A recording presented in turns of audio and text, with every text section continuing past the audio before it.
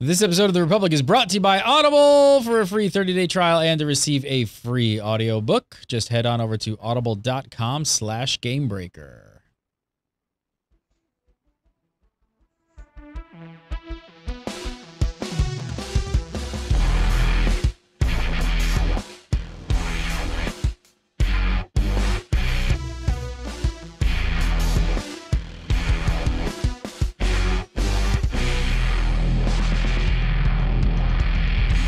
What's up, everybody? Welcome to The Republic, episode 169 for January 23rd, 2013. And the music's too loud. What's up, everybody? The Rakghouls are back. They bring plague and damnation. And we've also got some patch notes to talk about. So it's a pretty cool show. Thanks for showing up. All that and more, but first, from SWTOR.com, Mr. Larry Everett. How are you, sir? I'm doing great. And, bacon. Bacon! Bacon is the best. I hate bacon. You're so weird. You hate bacon? I don't like bacon. What? That's what I said. Who hates bacon? Aliens. Something I'm wrong convinced. with you, Larry. So this is funny that you brought up bacon because I was having a conversation over the holiday break just about bacon with me and my buddies, and I have a conspiracy theory. I believe that possibly the Rothschilds or the Rockefellers, whoever were like the De Beers who were behind the diamonds back in the day, have made bacon a thing. Because like bacon has become like a thing in the past like year or two, right? Like before that, like people just ate bacon. Yeah. But then all of a sudden, like on the internet, like bacon became like a thing. Like you bought a mug that says bacon. I know, right? That didn't happen that didn't happen before, like a year or two ago. Right. And I'm convinced that some really amazing marketing people sat in a room and they were like, "We've got this idea for bacon. We got this You'll never trace it. Get rid of." Have you seen those pans that you can buy where you can make bacon bowls now?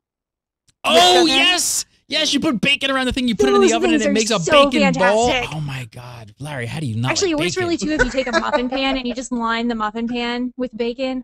What if you just make like thick chopped bacon and put it in your bacon bowl, and that's just what you just eat bacon out of the bacon bowl? But see, bacon ice cream, all the bacon chocolate became a fad. Where did it all come bacon from? And chocolate. No, that's a bad idea. No, that's it's a really horrible good. idea. Denny's, no, it's so good. Good chocolate with bacon in it, a little bit of crumbled bacon. It's nice. But I'm convinced. By the way, it's like that person right there is Laura. Yeah, oh, that's. She's on my side. She's on Team Gary with Team Bacon. We're going on Team Bacon. How have we done 100 and how many episodes? 169 episodes together, and I don't know that you don't like bacon. That's sad and sad, both on both points. It's horrible. It's sad that I don't know, and it's sad that you don't like bacon. What is it that you don't like? What is it that you don't like about bacon? It's horribly salty. That's the thing that I don't like. Of course, yes, and it's fat. I'm not into horribly salty food. Really, so he doesn't like regular bacon, but he'll eat Canadian bacon. Canadian bacon is fine. Which isn't. There's just more like ham. Do you know what Taylor ham is? Not many people know what Taylor ham is. It's an East Coast thing. Pork roll. It's like 3 people out there that probably know what I'm talking about. If you're from the East Coast, you know what I'm talking about. Taylor ham and cheese. I don't remember ever having that. It's a disgusting roll of just processed meat that they slice and fry, and it's just you put some cheese on there and a roll. It's amazing. Maybe with an egg. It's great. Is it like New York, New Jersey, Delaware area, or is it? It's New Jersey, New York. Yeah. Yeah. I've actually found a place out here in LA that has it. Some places call it pork roll.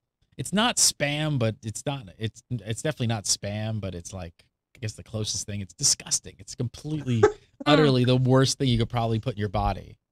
Well, you could put the what is it the wieners you get in New England.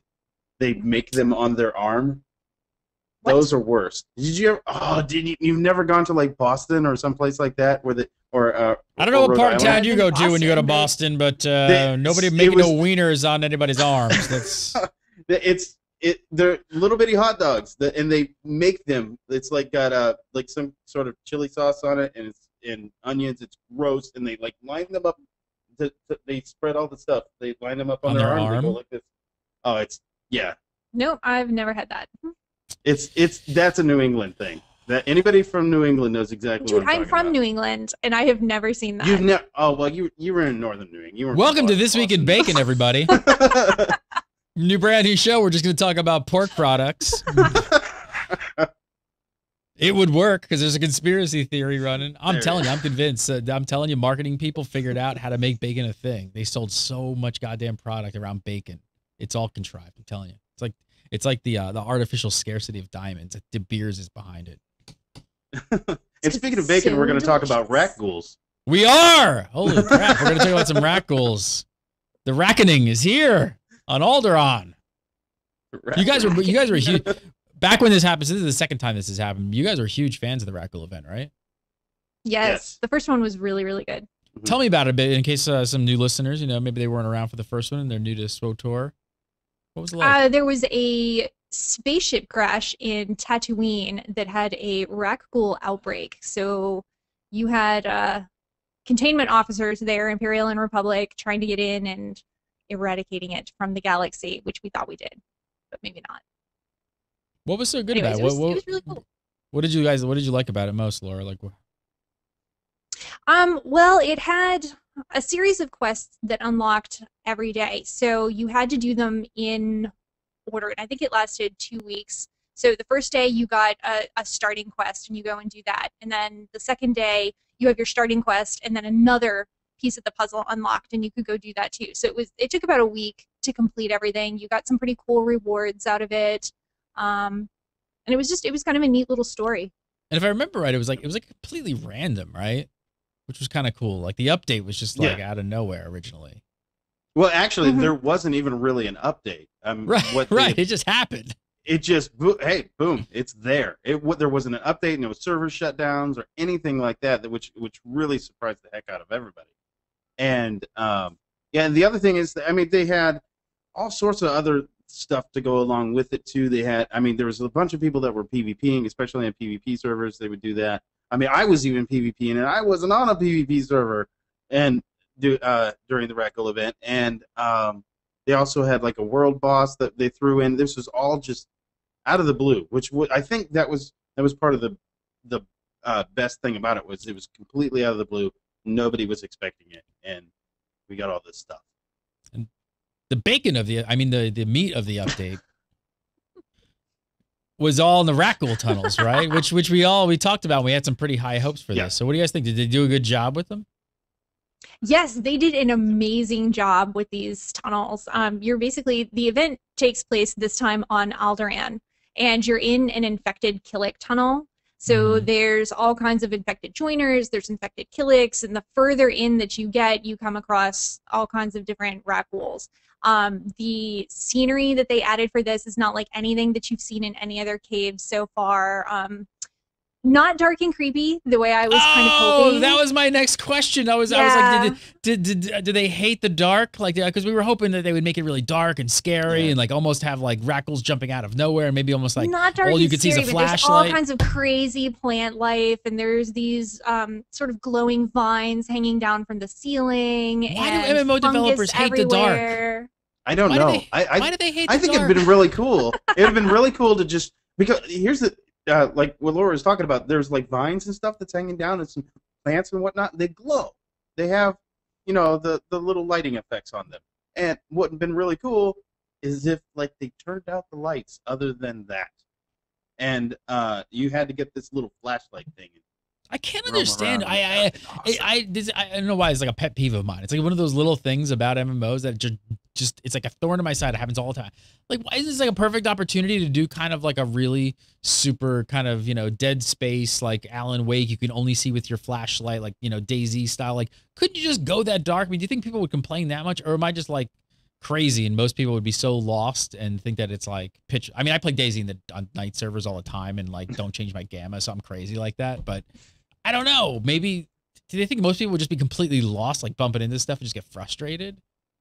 Or maybe they would be like me and forget to turn on their helmet and be like, I can't see anything. Oh. Well, they could put a little thing in it that says, hey, Laura, maybe you want to turn on your helmet so you could see something.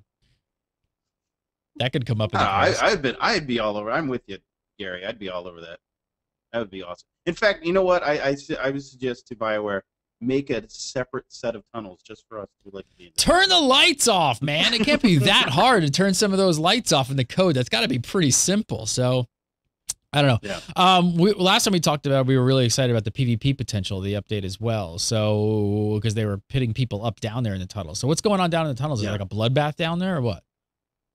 I think it depends on when you're down there, at least on our server. I was, the other day there's an achievement to kill a bunch of random champion mobs.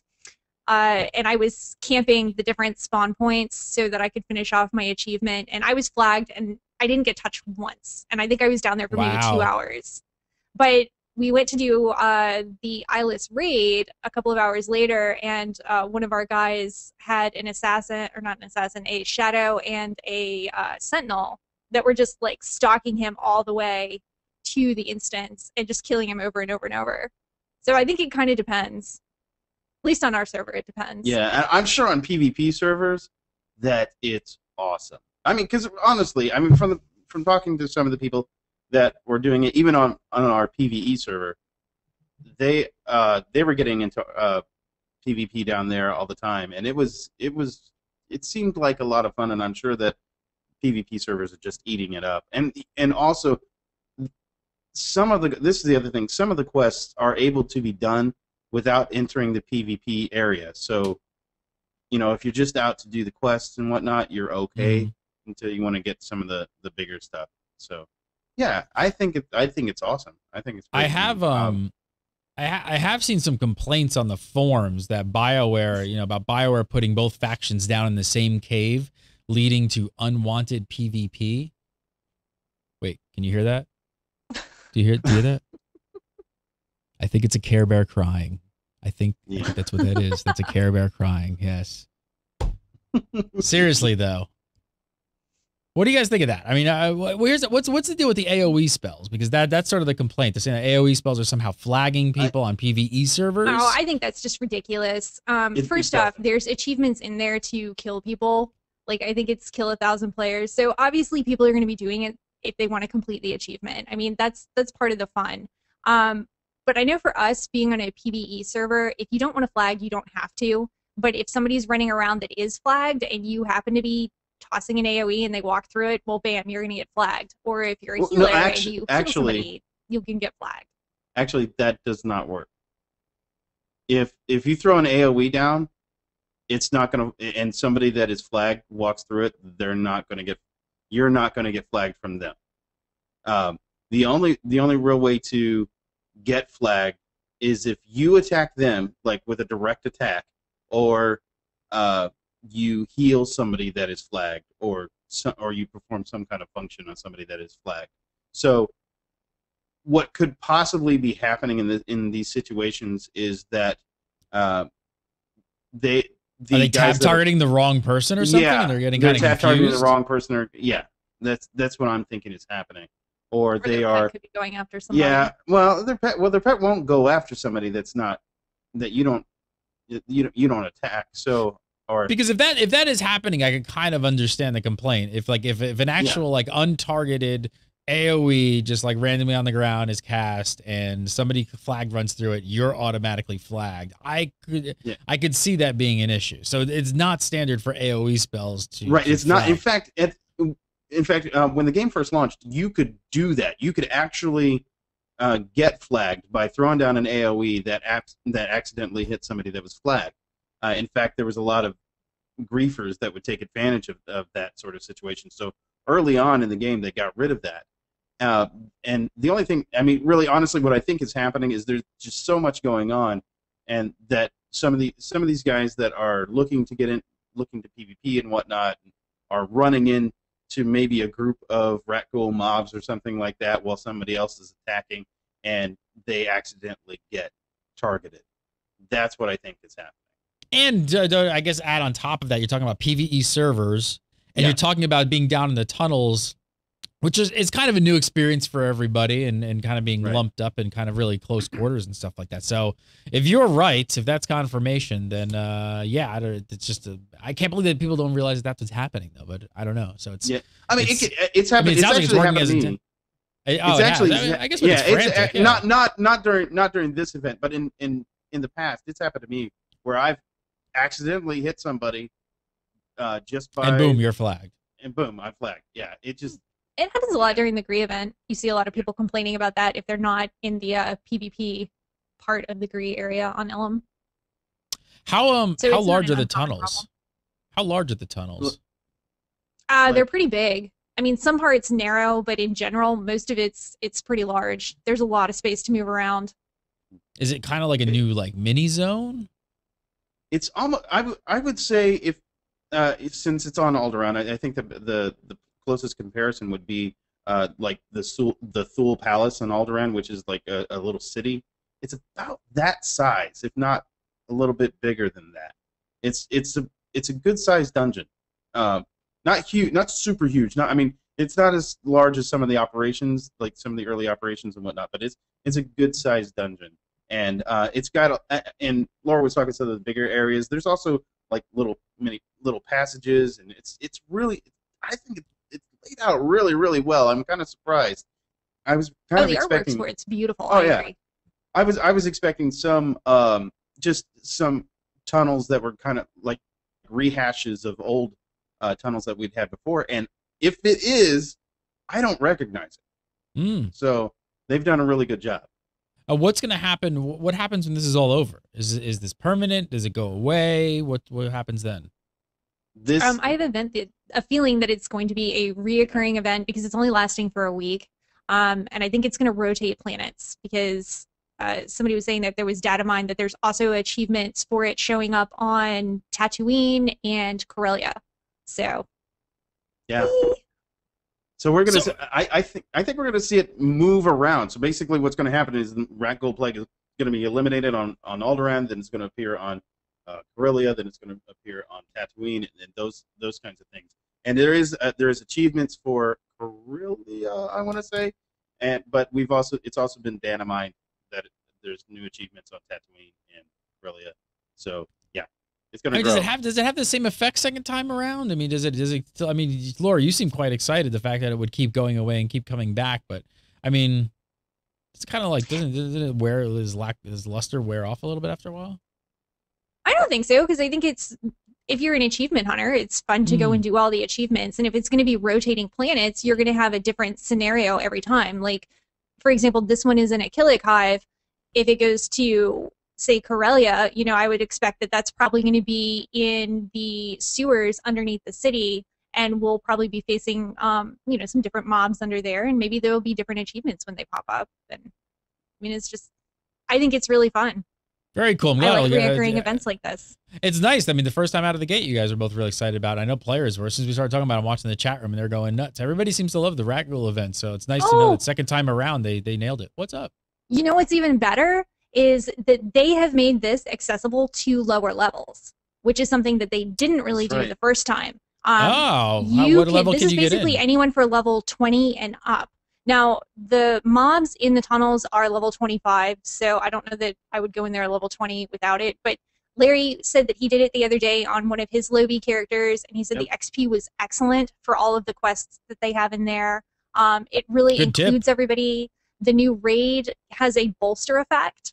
So you have a larger pool of people to get together to bring in there, and they're going to get bolstered up to max level for it.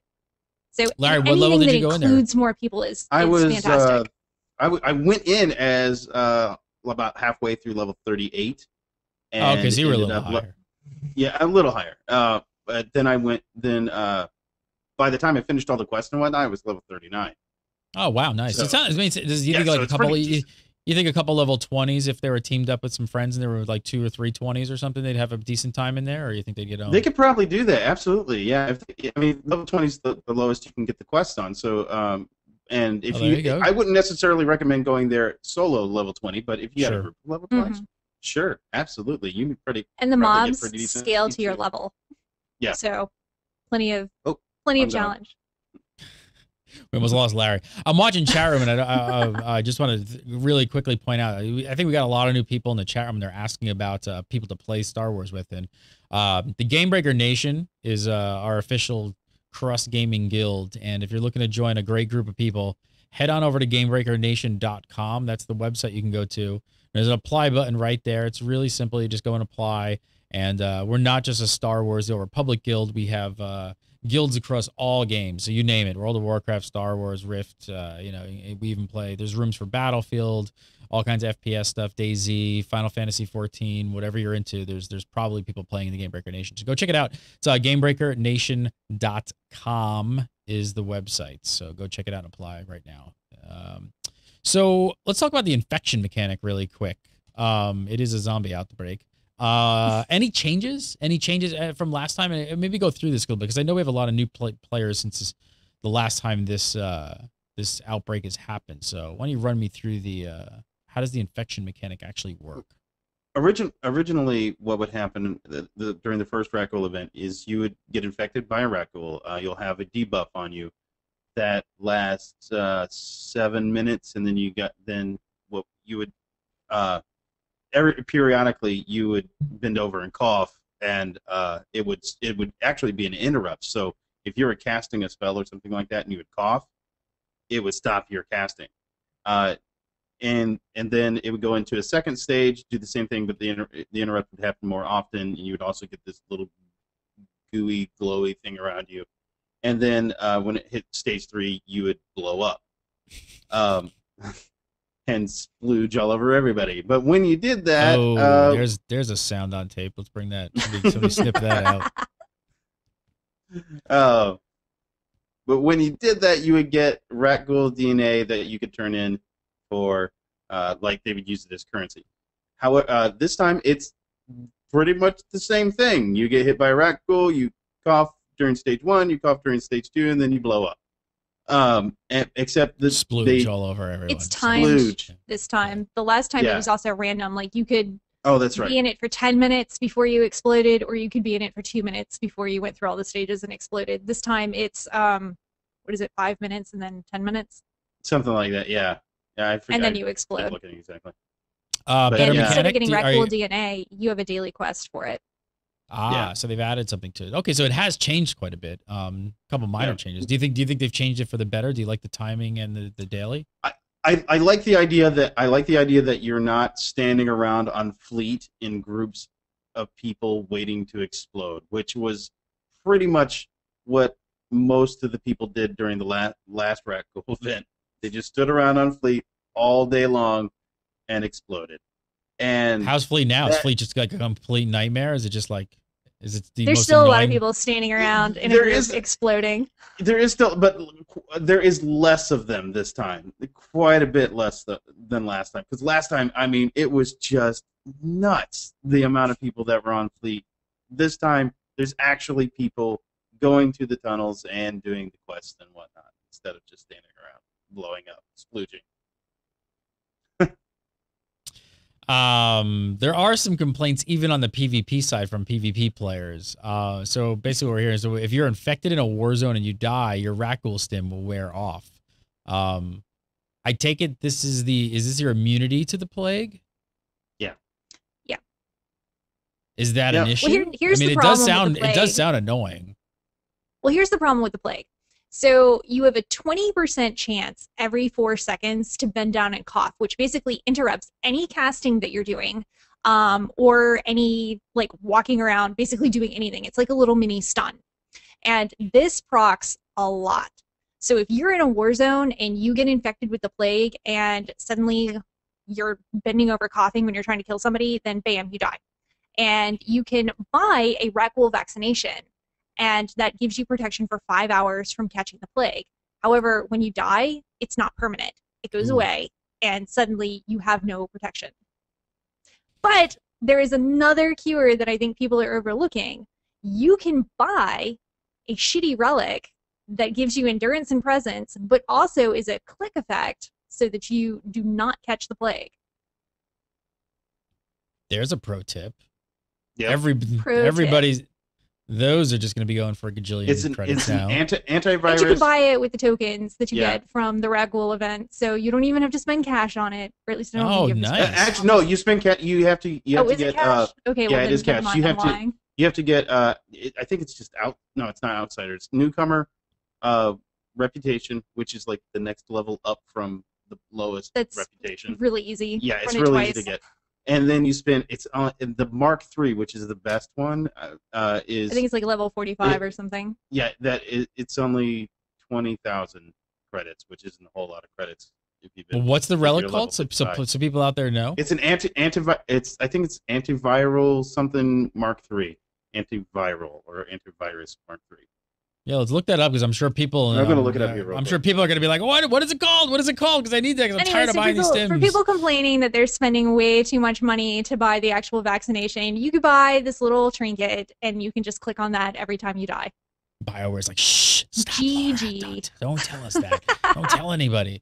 How is Alderaan right now? What about for low level characters that are trying to actually level? Is that pretty much should people be avoiding Alderaan altogether? Is it kind of a nightmare?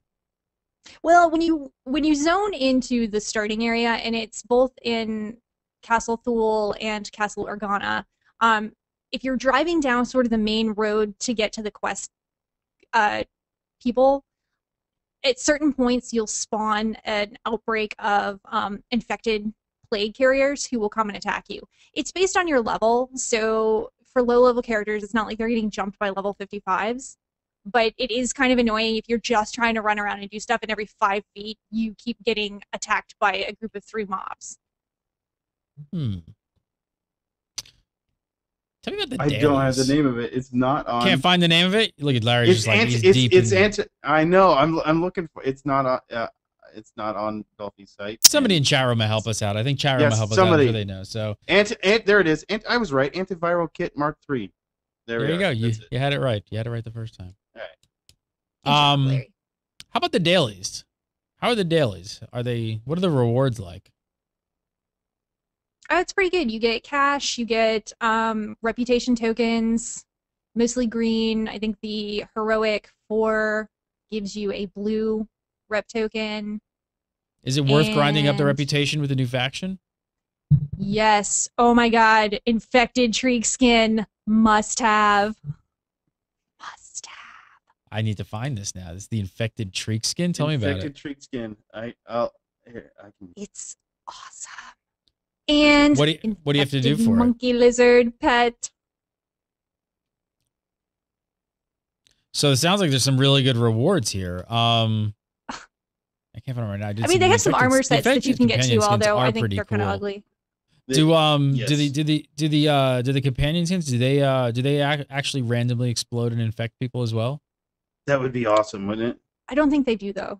Damn. But no, they just look like they're gonna fall over. Yeah, that link I sent you, Gary, has them towards the bottom. Oh, actually about 60% down. How about the new operation? Oh, it's fun. It's a big, giant, eyeless Rakghoul. It is actually. I think. Okay, imagine this is the best way to describe this.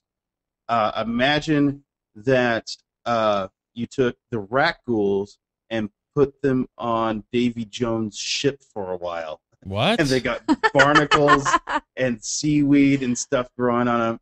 That is pretty much what the eyeless looks like. It is incredible looking. So, yeah, I like the new boss. The new boss is pretty cool. And because the raid will scale, you can have low-level characters coming in to do it. So it's good for people to get a chance. See the monkey lizard. Look at how awesome that is. Infected dewback. Have. There's the dewback. Infected dewback. There's yes. All for yeah. The companions are down further. Keep going down. No. There's your thorn sets, which I think we've talked about before. Yeah, we've seen those before. There's your companions. Back up. Right there. I've got some dirt on my face. Yeah, it's pretty much what most of them look like. Except whenever you go down, you get some of the alien ones. If you keep going down, you'll get Galt and Rust. Skadge doesn't look any different. I might have to get that Cleo one though, because I hate Cleo. And there's Treek. There's Treek, the Ewok right there. Infected tweak. You click on it, it'll give you a bigger one. So what about going back to the operation though? What's the operation? Is it a full-on operation or kind of easy and for everyone? It's easy and for everyone. Yeah, it's a boss. It's pretty much just there's a boss sitting in the middle. There's a bunch of mobs that are floating around him. You can kill all the mobs independent of the boss. So you go around, you kill all the ads, and then you go after the mob or the boss. And yeah, and that's pretty much it. The story mode version of it, like we mentioned before, you can bolster up to it. So you just get you have a level 20 character. You can take him in there with a level 55. The level 20 will be bolstered up in the story mode version. In the hard mode version, it's level 55, and it's not horribly difficult. Although if you've not done it before, you kind of expect to wipe the first time, because he does a couple of mechanics that are a little bit more difficult than they initially appear. So he hits hard. And yeah, he hits really hard. That's really what it boils down to. And what about the loots? Because that's what everybody wants to know about. How are the loots? Most of the loots are like tokens and things like that. Unfortunately, which kind of makes me sad a little bit, is that the armor drops aren't that great. They're Arcanian, which I guess if you haven't got those yet, they're good. But most people that are wanting to run this, I would think, already have the Arcanian gear if they're running. Most people that running this are doing it for the piece that he drops for the mounts and the pets off of the Jawa vendor. All right, so thumbs up, thumbs down. Sounds like you guys both really like the event. What do you think for Rakghoul Part 2, the Rakoning? Thumbs up? I like it. I'm going to give it 2 thumbs up. 2 thumbs up? Yeah, I'm good with it. I think it's awesome. More like this. Now everybody's looking forward to Rakghoul 3. Rack harder? Rakghoul 3. Maybe that's what it'd be. All right, I want to talk about some patch notes that are on the public test realm. But first, I want to take a minute to tell you guys about our sponsor, Audible. I want to thank Audible for sponsoring this episode of The Republic. If you guys have not checked out Audible yet, what are you waiting for? I'm hooking you up with a free 30-day trial and a free audio book. Everybody loves free. I love free. You love free. Go, go, go. Audible.com/gamebreaker. Sign up. Make an account. Download the app. You put it on your Android device, your iOS device, whatever you got. Put the app in there and go to the website. Search around. They've got tons of Star Wars books on there. The Timothy Zahn's series are always amazing. Like Spectre of the Past, The Hand of Thrawn. Let's play a little bit. Let me listen to this one. Here's behind them. Cutting tight to the Chimera's command superstructure, they passed over the forward ridgeline, raking it with low-power blaster fire, then split smoothly out in 8 different directions. Corkscrewing out and forward, they kept up their fire until they were out of the Star Destroyer's primary attack zone. Then, curving smoothly around, they swung around and regrouped. "Admiral," Ardif prompted. "Let's give them one more pass, Captain," Pelion said. "The more flight data the Predictor has to work with, the better it should function." He caught the eye. Can't they just get these guys to do the voiceover for the next update? Yeah, that guy's pretty good. That guy's great. That Who guy's was that? awesome. Mark Thompson? Mark Thompson. Mark Gotta Thompson. look for him. Yeah, he's awesome. Yeah. I love it. I get so caught up in audio. I listen to more audiobooks with Audible than I do reading, and I just love it. I listen to it in the car. I drive around. I get, this is the other thing. It's kind of funny, but it's sort of sad. But I get so sucked into listening to this while I'm driving home, like from work. I'll like take a long way home and like go out of my way to like take the long canyon road because I'm just like listening to like Star Wars books and stuff. I'm like, I can't just stop now. I love when they have the sound effects in there. I listen to a lot like before I go to sleep. I put headphones on and just like shut your eyes. All of a sudden you're in space. Star Wars. Check it out. Highly, highly, highly recommend the Timothy Zahn stuff. It's great, great stuff. There's tons of other stuff on here as well. Audible's got all different kinds of books, classics, sci-fi, fantasy, you name it. It's up on the Audible. Love having them on as sponsors. I've been a subscriber to Audible for long before they were with Game Breakers, so super happy to have them. Sign up today. All you got to do to get your free book and Try out the service absolutely free for 30 days. Just go to audible.com/gamebreaker. Use that URL. Like I said, it won't take you long at all. You just sign up, put the app on your device, pick your free book, and you'll be listening to something great tonight. So check it out, audible.com/gamebreaker. All right, so let's talk about some patch notes on the public test realm. These are always fun. Elevators, new ones. This is the update Star Wars always needed, right, Lair? Yes. Walls as well. They needed more walls. We've got elevators. And elevators. Yeah, this was actually kind of funny on the test center because if you did the new flashpoint and instead of going to your previous zone, like if going back to where you started from, and you just exited the flashpoint, you would end up in this area, which looked really neat actually, because you actually get to meet the starfighter pilots, and because there's a little dialogue thing with the starfighter pilots, you get to meet some of these other guys. And actually, the thing that we complained about last week about not really knowing what was going on with the quad drive yards, yeah, you get to find that out. But if you're going in this quest area, so you end up in this little area. But the thing is, there's no way to get out. You're stuck. You're done. You're down there for good. Yeah. What do you mean? Well, there was no elevator to get out. That's what this is. Oh, I see. So what were people doing when they got stuck? What would you do? You have to fleet pass out. Yeah, fleet pass. Fleet pass out. All right. Well, now we've got elevators. Much needed. The much needed transportation out of the zone you're stuck in. Joke's on you. Yay. Buffs to the Juggernaut and the Vigilance Guardian. Not a ton of changes, but any significant ones here? Well, Rampage has been redesigned so that Impale and Shatter have a chance to produce a stack of Rampage, and then at 2 stacks it finishes the cooldown on Ravage and generates 3 Rage. So it's kind of a nice quality of life change. Anything else big in there?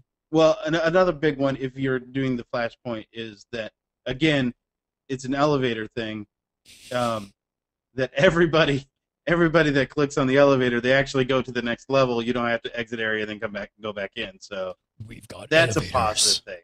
Actually, the first person that clicked on it was able to use the elevator. It was just everybody else that had to zone out and then zone back in. So now we can all use it. Some Congratulations.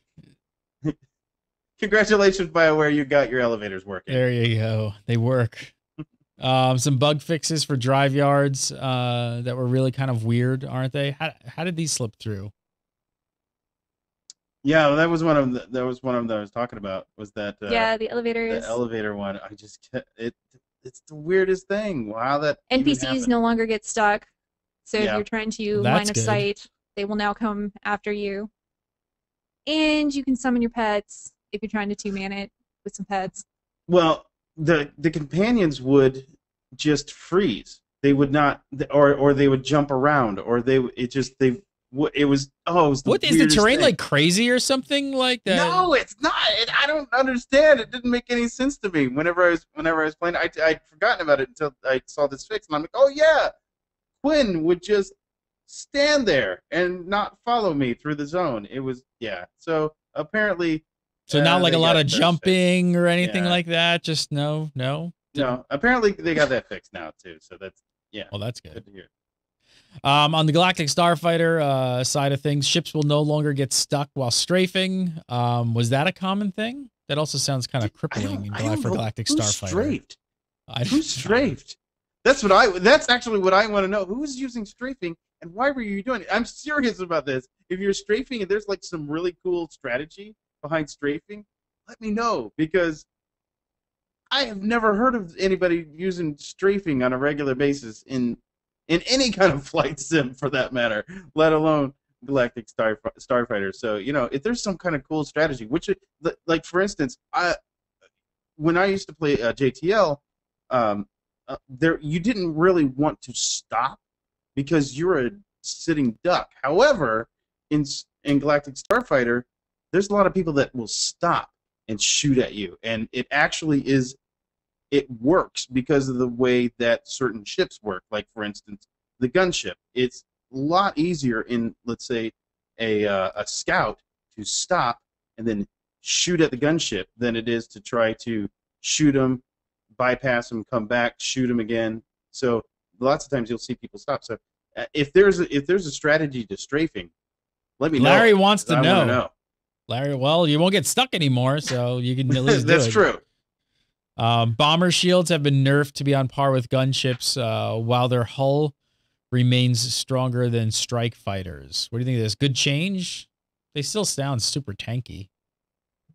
No, I think that sounds terrible. No? I want to just plant under the turret and not be able to be hit and withstand all the damage and drop some mines. Thank you, BioWare. You are now ruining my bomber experience. It's over. The honeymoon is over. Any other significant changes to Galactic Starfighter? Any other? Yes, they are introducing a new component, the EMP missile, which is going to be a counter to clustered enemies, mines, and drones. Ooh. So check that out. If you can get a server queue to pop. If you can get the queue to pop, then probably not. You'll be awesome. And if you get the queue to pop, let me know about that too. Yeah, give Larry your 15-minute window because he'll go log in because he wants to try it as well. Laura Williams, follow her on Twitter at VoidMynx, VoidMynx. Always a pleasure. How about you keep warm with that snow you got there? It's the weirdest weather going on in this country. I'm gonna go make snow angels in the 3 inches that we got. 3 inches, and I just talked to somebody in Austin, Texas, and it was hailing. It was hailing in Austin, Texas. What's going on? It's the end of the world. Larry Everett, follow him on Twitter at ShadowSHADDOE. Hater of bacon. Tweet at him. He hates bacon, but he likes drinking from a bacon mug. So I don't even know what to call you because you're like. I'm a hypocrite. You're a hypocrite. You're a hypocrite. You'll drink from the bacon mug, but you don't really like bacon. I don't know how I feel about that. There's something very wrong about that. Follow me on Twitter, Gary Gannon. Follow GameBreaker TV, GameBreaker TV. Facebook.com/GameBreaker TV. And we do this show live on Thursdays at 6 Pacific every Thursday. Come on over. Check out our new shows this week in Steam and GameBreaker, the show, which also airs live on Thursdays at 9. So big night of shows on Thursdays. Thanks so much for watching The Republic. We'll see you next week.